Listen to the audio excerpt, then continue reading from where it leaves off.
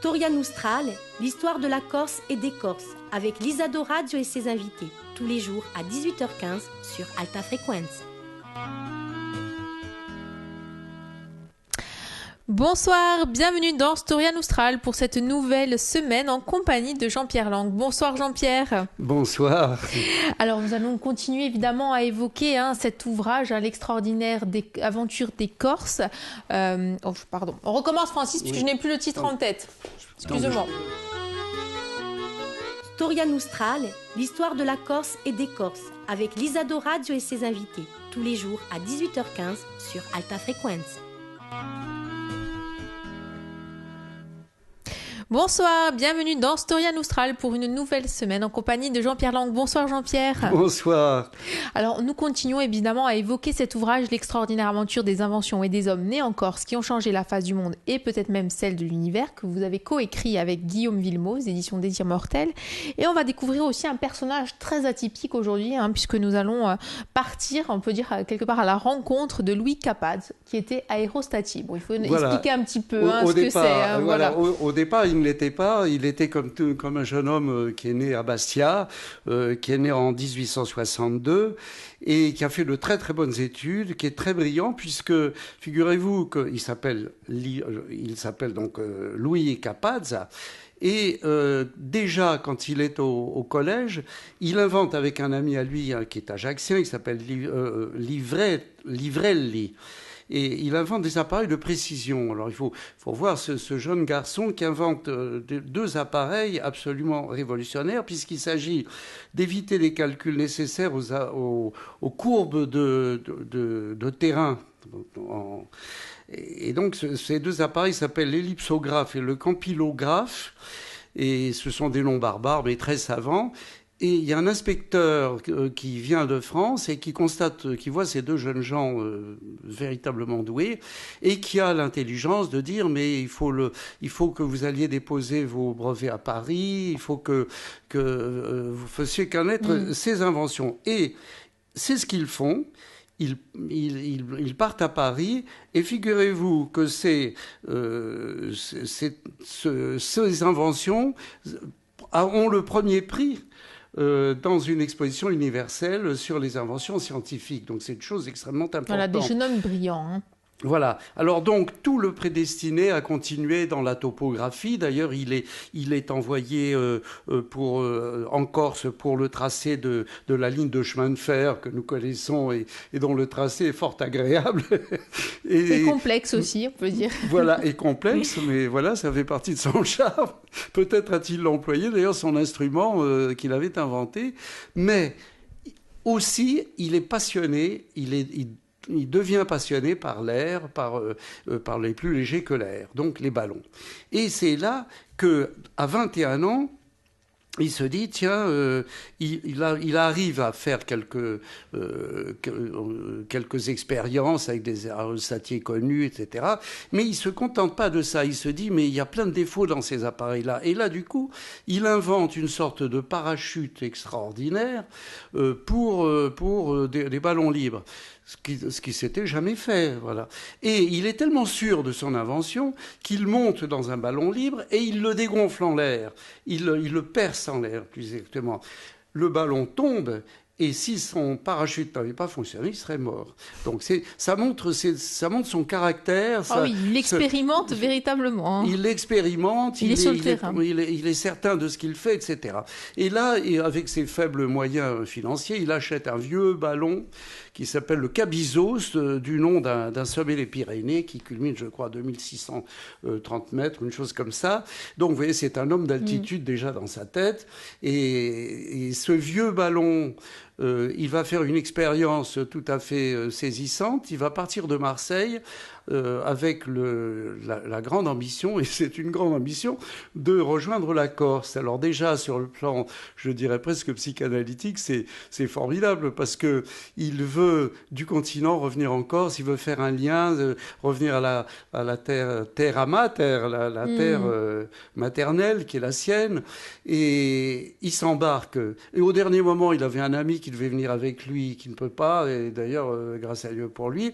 Il y en a un autre, par contre, rencontre, qui avait 21 ans comme lui, et les voilà tous les deux qui sont libérés, le ballon s'élève, et il s'élève dans une atmosphère de plus en plus troublée, puisqu'une grande tempête arrive, et la nuit tombe, ils sont entraînés au-dessus de la Méditerranée sans savoir où ils vont, bien entendu, par définition, n'est-ce pas ? Ils arrivent, ils commencent à descendre au ras de l'eau, ils se sauvent, il finit par détacher sa nacelle et ils restent accrochés au filet, tous les deux, et ils sont entraînés dans la nuit au milieu de l'orage. Or, le ballon est gonflé avec de l'hydrogène carboné, donc il peut exploser. Alors vous imaginez avec les éclairs, toutes ces choses-là, dans quel état ils ont dû se trouver psychologiquement, accrochés à leur nacelle en pleine nuit, sans savoir où ils sont, etc. Et le miracle a fait que le coup de vent portait sur la Corse. Ils ont fait la moitié de la Corse à une vitesse faramineuse, et au petit matin, ils se sont crachés sur le Monte Gozzi. Mais le Monte Gozzi, on imagine un ballon arrivant en vitesse dans un vent déchaîné et qui s'affale sur le Monte Gozzi. C'est-à-dire qu'ils sont traînés. Donc ils ont failli mourir à l'atterrissage. C'était pas un atterrissage, c'était un crash. Voyez ? Et là, ils sont miraculeusement vivants, ils se traînent dans le maquis, ils arrivent à une petite bergerie où un berger leur donne du fromage, etc. Il leur dit d'où vous venez. On vient de Marseille. Et ça a été, ils ont pu regagner Ajaccio le lendemain, et ça a été la grande nouvelle pour la première fois au monde. Un continent était relié à une île avec un ballon. Et c'était une grande première. Et c'était un Corse qui l'avait fait, et c'était Capazza. Il n'a pas réitéré, on imagine. Alors si. Il a réitéré son exploit. Mais c'était un homme obstiné. Il a fait la même chose. Il est parti du continent pour aller vers l'Angleterre. Et vous voyez, c'est un bis repetita. Il a été en Angleterre où il a été acclamé extraordinaire, et en s'intéressant toujours à l'aviation, puisque l'aviation entre-temps commençait à naître, etc. Et il a été le premier à faire un aéroclub.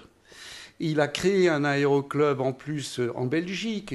Il a été extrêmement décoré. Cet homme a été décoré, respecté, et il est entré dans la grande histoire de l'aviation et de l'air, plus exactement. Voilà. Alors, je pense que, nous pensions avec Guillaume, nous avons pensé que c'était un homme très important de par ce qu'il a fait, de par, je dirais, son profil qui est celui d'un scientifique et en même temps d'un aventurier, et par le fait que ces deux éléments-là ont été sous-tendus par une corsitude très profonde. Et donc, c'est un exemple pour, je dirais, notre jeunesse, pour tous ceux qui aiment l'aventure et qui ont foi en ce qu'ils font. Exactement.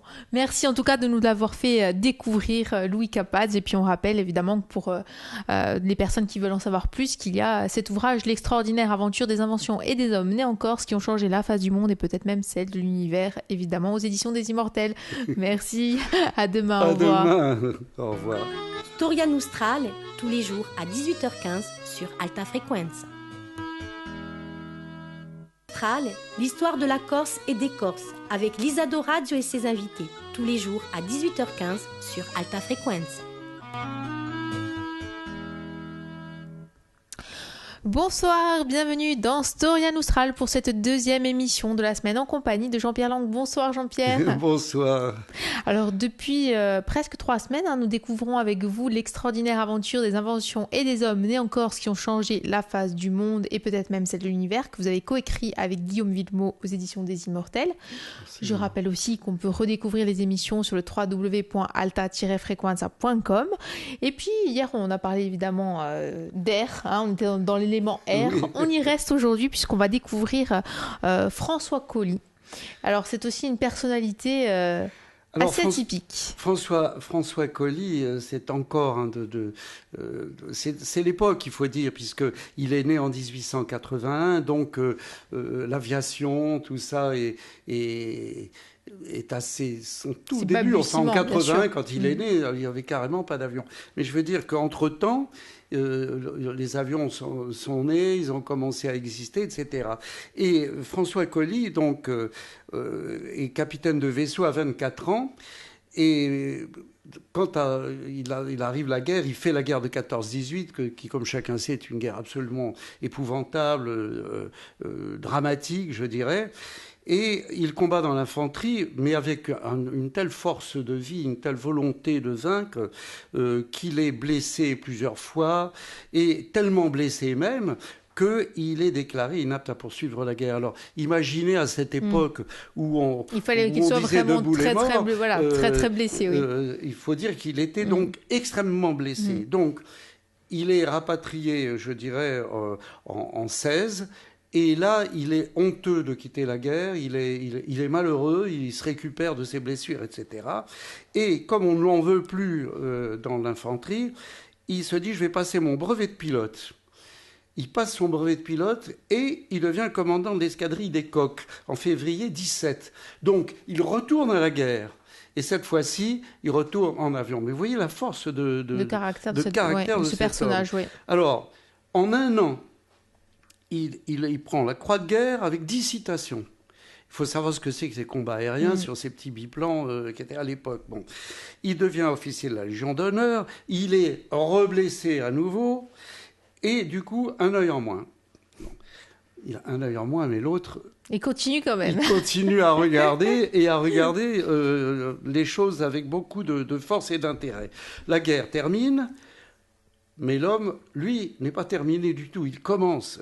Donc, il s'intéresse à l'aviation. L'essor de l'aviation arrive après la guerre. Hein. Voilà. Et donc, il se dit, il faut l'aviation, c'est formidable, il faut continuer, etc. Donc, c'était l'époque des records. C'est-à-dire, le fait d'aller d'un département à l'autre, c'était déjà un record à l'époque. Bon. Et puis, il y a eu d'autres records. Et lui, il va commencer à accumuler les records. Alors, en 1919, il fait la double traversée de la Méditerranée. Miramas, Alger, Rosas, avec un coéquipier qui s'appelle d'ailleurs Henri Roger. Bon. En 1919 aussi, il bat le record du monde de distance sans escale, c'est-à-dire 1750 km de Villacoublay à Kénitra, au Maroc. C'est énorme, considérable. Oui, c'est considérable. Mais c'est pour vous montrer toujours qu'il prend des risques, parce que pour aller au Maroc, il faut survoler la mer avec des avions dont les moteurs s'arrêtaient tout le temps. Et moi, j'en sais quelque chose. Mon père était pilote d'essai. Il a connu la fin de ces époques-là. Et lui-même, il a eu plusieurs crashs en avion, etc. Donc, il faut comprendre aussi la non-fiabilité des moteurs. Oui, il fallait avoir un certain courage. Il fallait beaucoup de courage. Bon. Alors, en plus, donc, il y a un projet immense qui existe à l'époque, c'est celui de traverser l'Atlantique, bien entendu. Or, en avion, avec dans les capacités des réservoirs des avions de l'époque et leur consommation, on ne pouvait envisager que l'Atlantique Nord. Alors, l'Atlantique Nord, il a des vents dominants. Les vents dominants viennent de l'ouest. L'ouest vers notre continent. C'est-à-dire que, en partant de France, on est debout au vent. Et donc, c'était un double, je dirais, record à tenter pour les Français plutôt que pour les Américains. Les Américains, c'était plus simple. Je ne veux pas minimiser la victoire de Lindbergh. Mais ils avaient les éléments pour eux, on dira. Voilà. Donc, il fallait qu'ils réussissent. Donc, que fait évidemment notre héros, François Coly, c'est qu'il cherche des coéquipiers et à cet instant, il s'aperçoit que Ningesser cherche un coéquipier.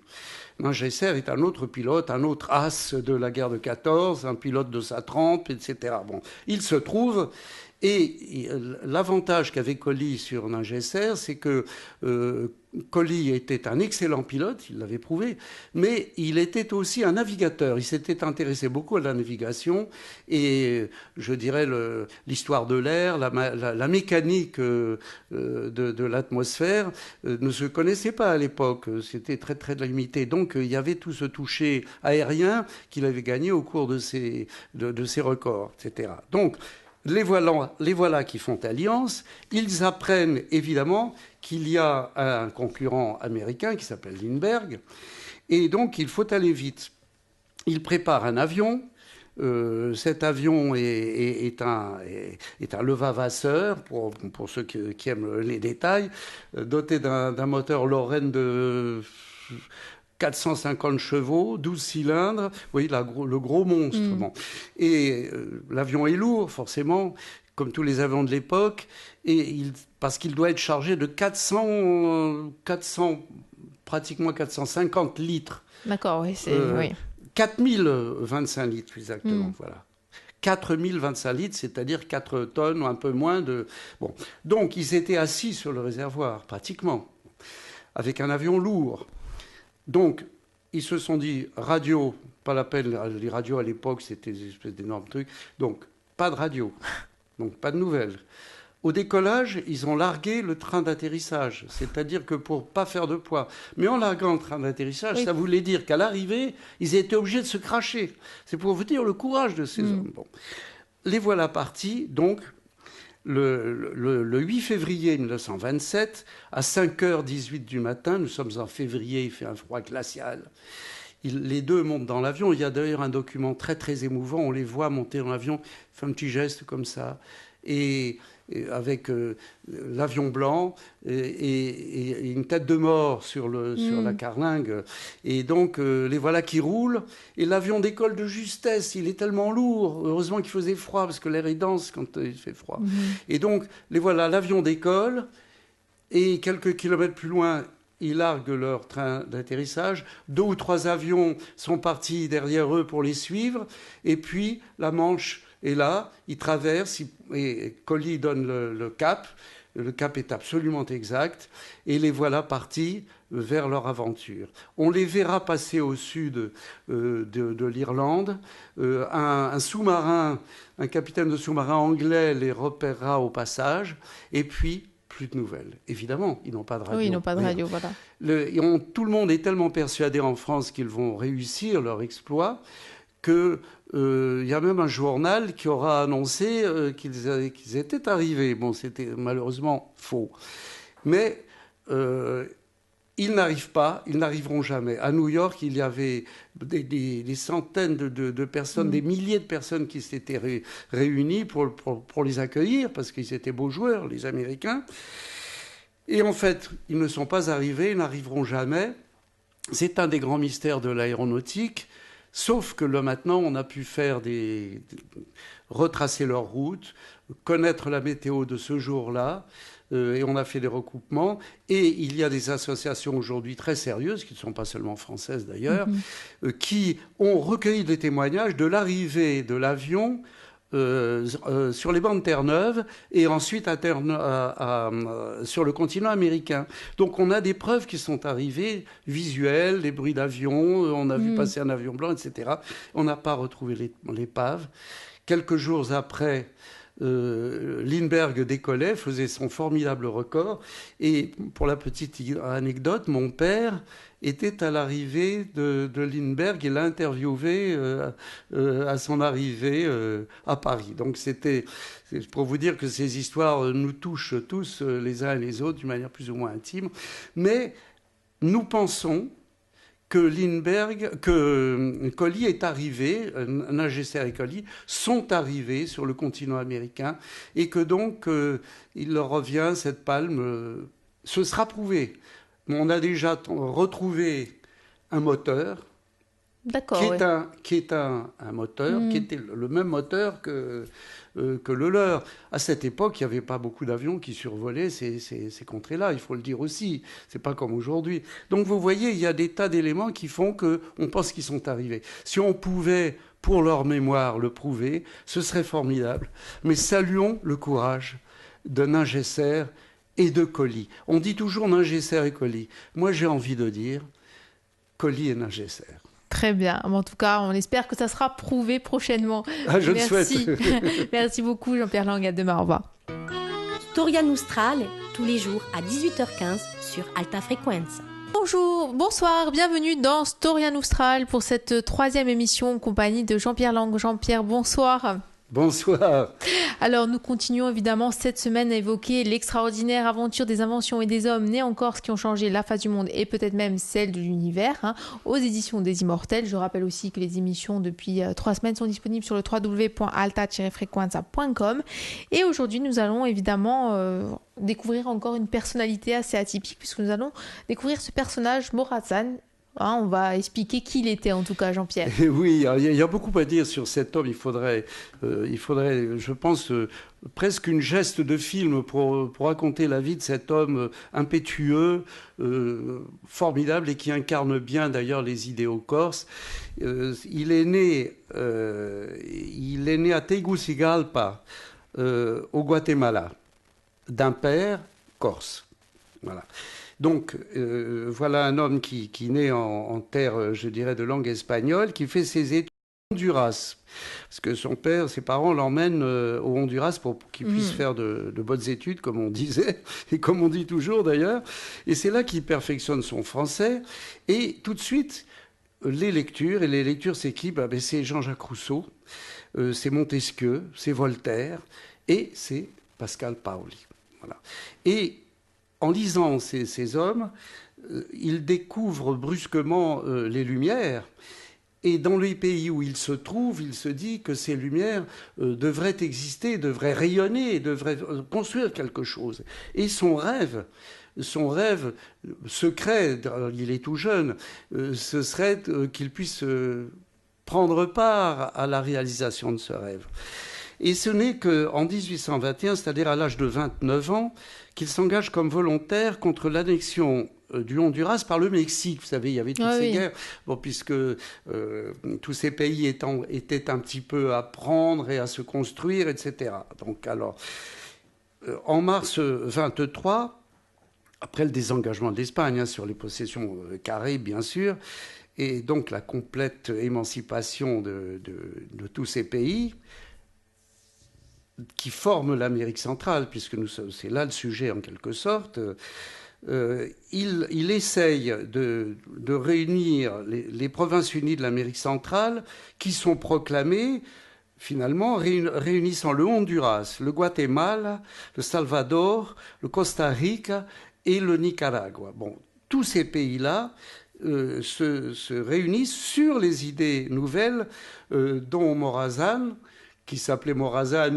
On imagine que c'était peut-être Morazan. On Morazan, imagine que c'est plutôt ça, mais enfin bon, Morazan était le promoteur enthousiaste. Et c'est lui qui a rédigé la première constitution donc, de cette première mouture des Provinces Unies de l'Amérique centrale. Mais jusque-là, on peut se dire, c'est formidable, il avance sur son projet, c'est formidable. Mais il est nommé secrétaire général du gouvernement, d'ailleurs, au Honduras. Bon. Mais en 1924, il se crée une véritable République fédérale d'Amérique centrale qui regroupe les mêmes États, mais sous une forme plus républicaine d'un État purement fédéraliste, moderne, dont la Constitution est toujours inspirée par Pascal Paoli, version Morazan, évidemment. Voilà. Alors, Morazan devient président du Conseil. Donc on pourrait dire, il a réussi en quelque sorte son pari. Il va s'asseoir et il va tranquillement gérer tout ça. Mais gérer, quand il s'agit de 5 ou 6 pays qui sont séparés et qui sont différents, donc il y a des guerres civiles qui vont commencer à s'instituer, des guerres de libération, des guerres de ceci, des guerres de cela. Bon. Donc une guerre féroce entre libéraux et conservateurs va gagner en fait toute l'Amérique centrale et donc désunir ce qui était uni théoriquement. Donc les troupes envahissent le Honduras. Mais le Honduras, il a fait ses études. Qu'est-ce que fait Morazan ? Il va pour essayer de libérer le Honduras. Il est fait prisonnier et il s'évade aussitôt et il part au Nicaragua. Bon, alors, au Nicaragua, il dit, mais là, j'ai sauvé ma fille, mais il faut que je me batte. Il monte une armée. Et le voilà qui revient triomphalement au Guatemala et qui renverse le gouvernement Félon qui s'était installé là-bas aussi. Donc vous voyez un peu l'homme.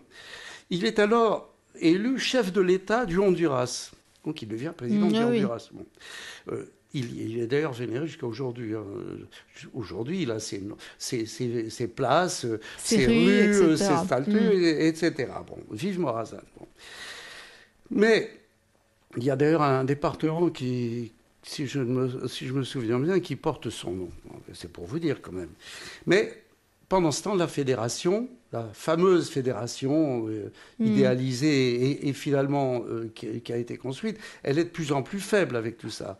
Donc le Salvador, à son tour, tombe dans la tyrannie. Que fait Morazán ?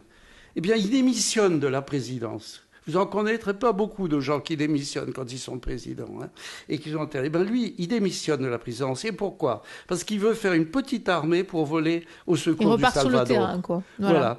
Il part. Donc, vous voyez un peu la quête de cet homme.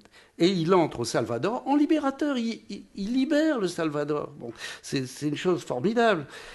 En 1929, il retourne au Guatemala pour mettre fin à une guerre civile. Il est proclamé gouverneur au Guatemala. Vous voyez cette espèce de carrière mosaïque extraordinaire de cet homme. Voilà. Il est enfin élu président de la République fédérale d'Amérique centrale. Il impose des réformes considérables. L'école pour tous, le libre-échangisme entre États de la fédération. Mais tout ça, c'est très moderne. Liberté de la presse, liberté confessionnelle, protection de l'industrie textile, puisque le textile, c'était l'industrie la plus importante, avec le coton. Développement de l'exportation, vote des femmes. Enfin, vous voyez, oui, il était à cette époque-là, éclairé, voilà. Il était vraiment éclairé, voilà. Mais en 1832, à nouveau, le Salvador est sous le coup d'une guerre civile, parce qu'il y a des conservateurs très forts, l'Église qui aide toujours les conservateurs, etc. Donc Morazán prend à nouveau les armes et envahit le Salvador et fait nommer un libéral comme chef d'État. Vous voyez ?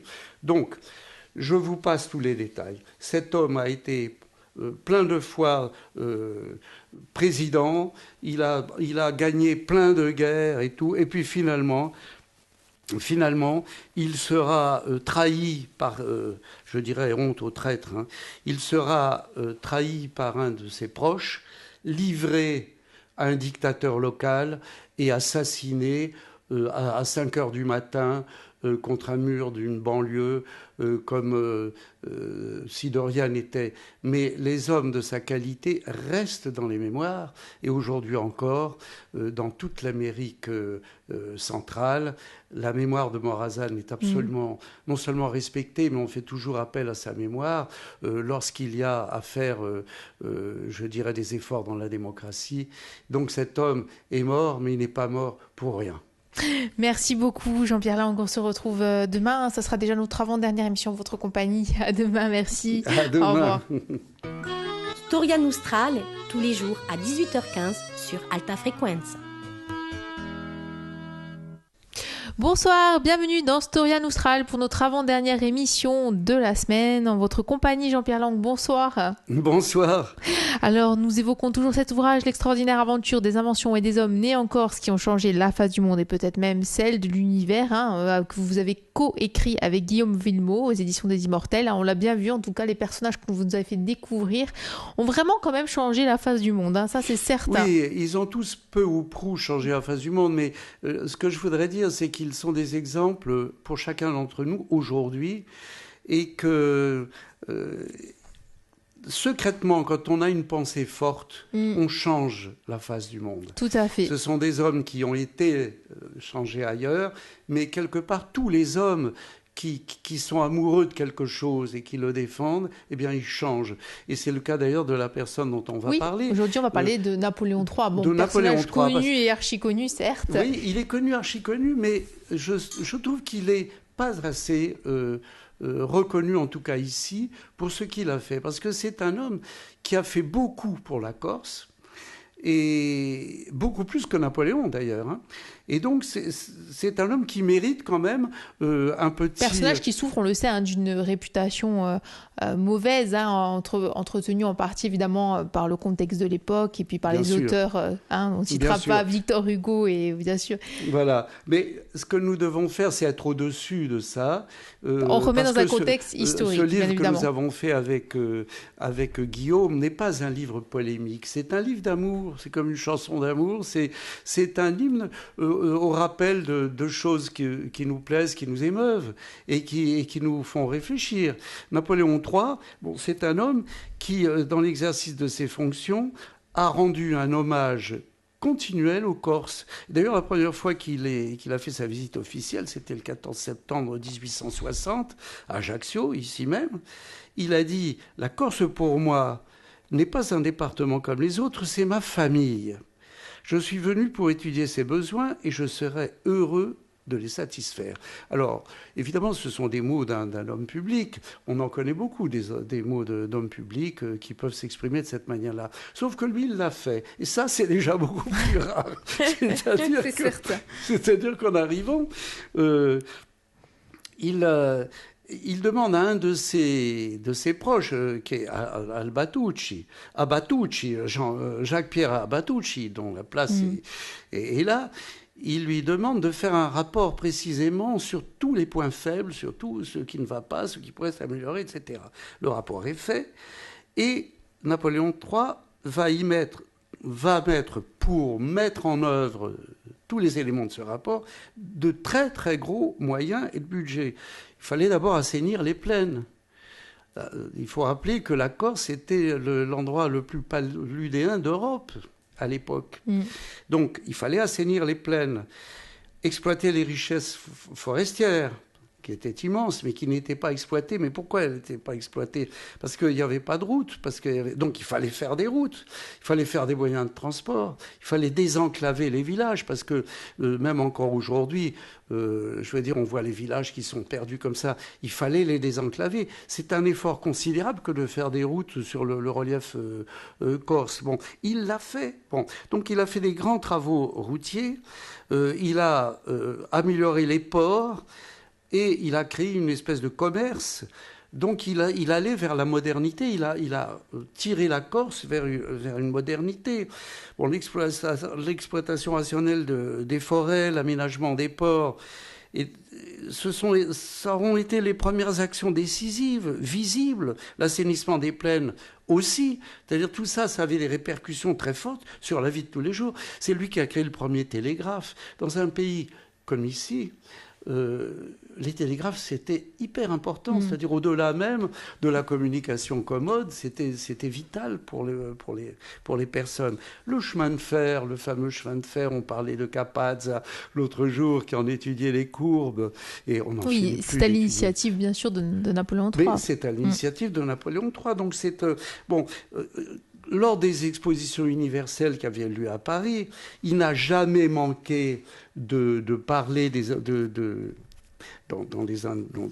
parler de ce que faisait la Corse, de mettre en exergue. C'est lui qu'au cours de ces expositions, par exemple, a donné un prix extrêmement important à Lodorezza. Il faisait tout pour la Corse. C'est lui qui a permis l'exportation de merles et de grives. Alors ça paraît drôle aujourd'hui, mais il fallait trouver les moyens les 60 000 hectolitres d'huile d'olive qui, à cette époque, ont commencé à s'exporter. C'était très important pour ici. Alors je vous parle des 100 000 kilos de langoustes, puisque la langouste corse a fait connaître le nom de la Corse grâce à lui. Donc, il a fait beaucoup de choses. C'est lui qui a, par exemple, créé l'implantation du cédrat dans l'île. Et pourquoi ? Parce que les Anglais, et les Anglaises particulièrement, aimaient beaucoup ce fruit-là. Et il a fait donc une exportation de la Corse vers l'Angleterre et vers le continent de cédrat. Ce sont des choses qui aujourd'hui paraissent tout à fait banales, mais à l'époque, il fallait le faire. Donc, comme ça a été fait, c'est quand même sympa qu'on en parle et puis qu'on lui fasse un petit clin d'œil amical tout simplement en disant bon, allez, merci Napoléon. Merci à vous Jean-Pierre aussi. On se retrouve déjà demain pour notre dernière émission, votre compagnie déjà, écoutez, sur Alta Frequenza. Moi aussi Jean-Pierre, à demain, au revoir. Storia Nostrale, tous les jours à 18h15 sur Alta Frequenza. Bonsoir, bienvenue pour cette dernière émission de la semaine et puis aussi cette dernière émission tout court en votre compagnie, Jean-Pierre Lang. Merci d'avoir passé ce long moment avec nous, en tout cas. On en a appris beaucoup de choses. Je serais un peu triste parce que je m'y habituais fort bien. Et nous aussi. Donc on rappelle évidemment que vous nous avez raconté toutes ces anecdotes truculentes.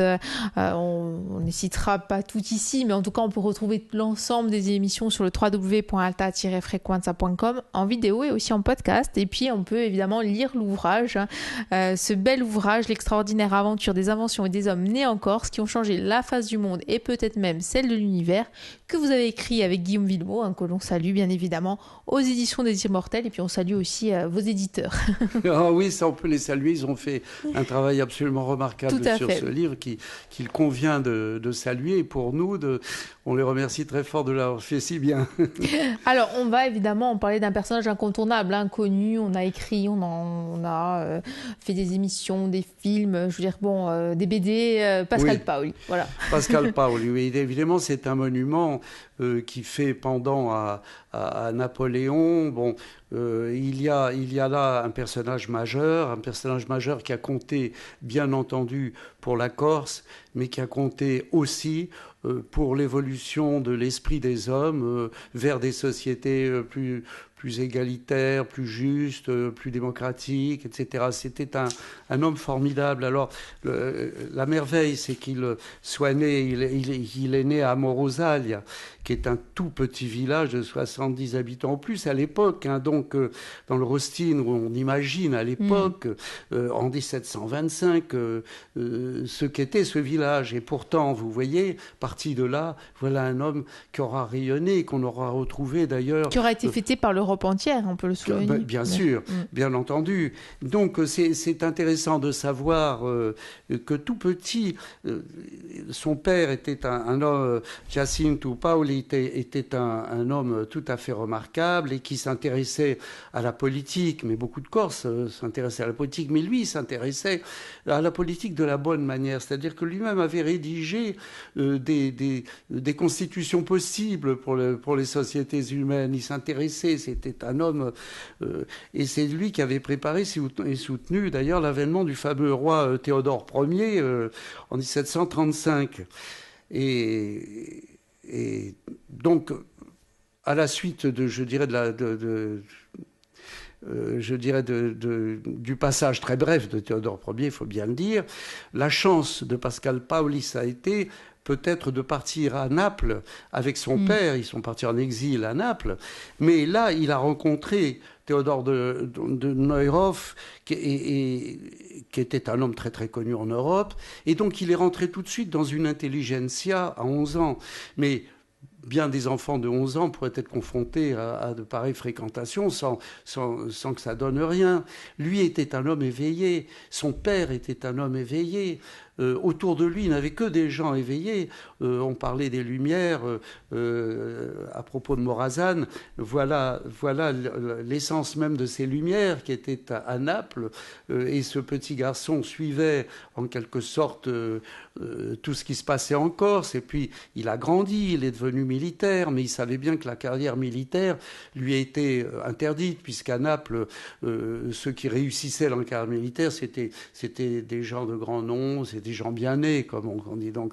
Et il était tenté de revenir en Corse, et quand on lui a demandé de le faire, eh bien, il l'a fait, il est retourné en Corse, et la consulte lui avait demandé de revenir. Il revient contre l'avis de son père, d'ailleurs, qui avait un petit peu peur de ça, et il prend le commandement des chefs insurgés.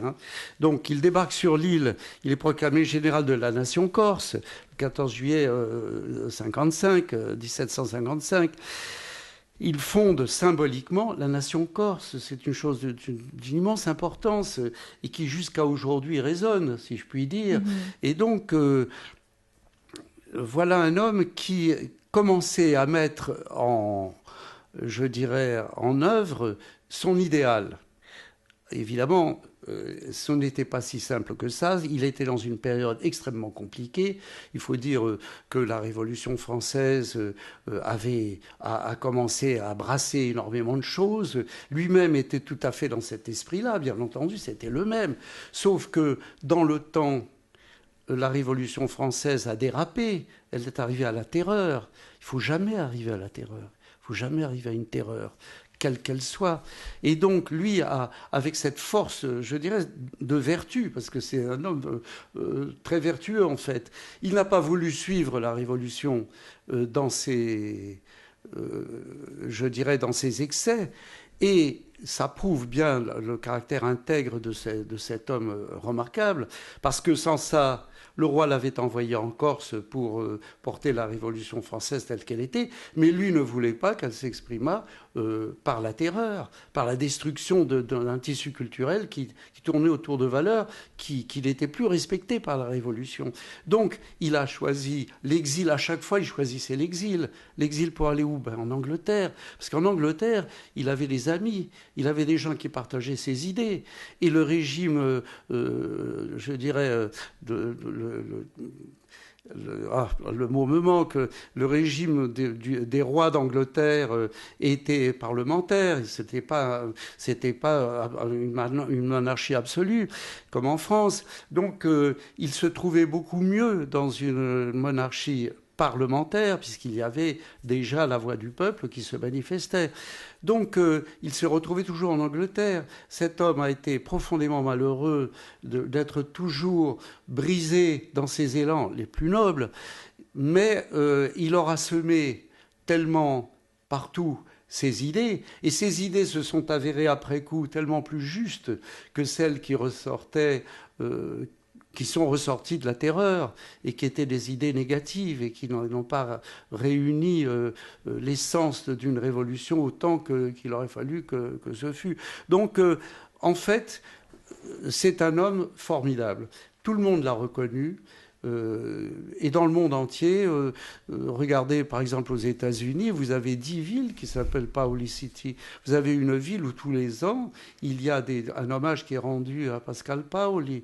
Bon, le fait qu'il ait été enterré pendant longtemps, maintenant il est revenu à Westminster. Mais il a un cénotaphe dans l'abbaye de Westminster. C'est pas n'importe qui est dans l'abbaye de Westminster.